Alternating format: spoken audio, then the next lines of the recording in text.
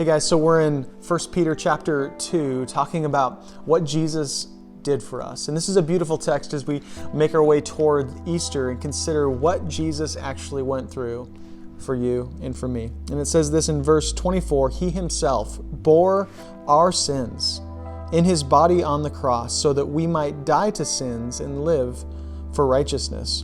By His wounds you have been healed. For you were like sheep going astray, but now you have returned to the shepherd and overseer of your souls. What a beautiful text, and it speaks specifically, it kind of refers to Isaiah chapter 53, which is another prophecy about how the Messiah would die. This idea that He would actually be bearing our sins, that He would be pierced for our transgressions, that by His wounds we would be healed. And that's exactly what has happened. And as I think about this text, a few things come to mind. First, the idea that crucifixion was terrible.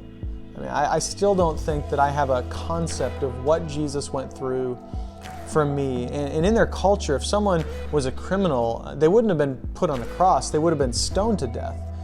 But for the worst of the worst, the most evil of people in their society, they would hang them on a cross and make a public spectacle of their death. And that's exactly what Jesus did. And this text speaks about Him bearing our sins. And that word, He bore our sins, speaks to the idea of someone bringing a sacrifice. That Jesus Himself bore our sins. He actually carried our shame, and He Himself was the sacrifice for our sins. And He goes on to talk about the shepherd. And there's this idea that Jesus is the good shepherd, the one that cares for us as the sheep. And in the Old Testament, what we see is that the sheep would often die for the shepherd, but what we see in the life of Jesus is the shepherd ends up dying for the sheep. And so the paradoxes throughout this text and the idea of Jesus being crucified for us, the paradoxes are just that they're everywhere you look, that Jesus died so that we might live, that Jesus went to the cross so that we didn't have to, that Jesus was the shepherd who died for the sheep.